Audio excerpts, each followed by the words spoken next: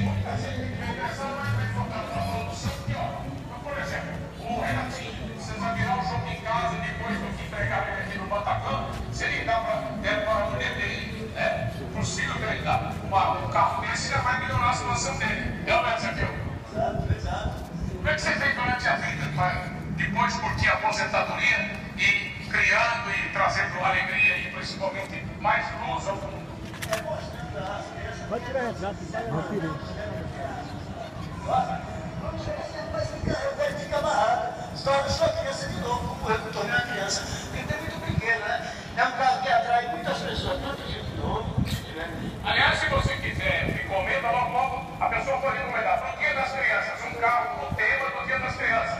No Natal, a empresa que quiser pode encomendar o glorioso Zaqueu um carro com o tema do Natal, o tema do Carnaval, não é isso?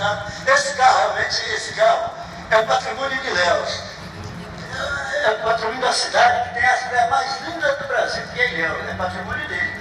Então, lá é que a alegria dos turistas. Os turistas chegam, tem que ver, tem que tirar retrato, eles se amarram nos dois carros. Vamos mostrar agora então a vaca borboleta de Natal, aí, ó lá. Esse é o primeiro carro que ele fez. São 130 brinquedos. Aí eu fui lá, né, entregar um presente pra ele, porque sempre que eu faço uma matéria, sempre vou de mão banando, eu resolvi ser mais educada agora. Vai de mão banana e sai cheio de presente da cidade. Olha a oficina do Zaqueu. Aí ia coordenar. Aí eu achei que eu tinha acertado, né, presente.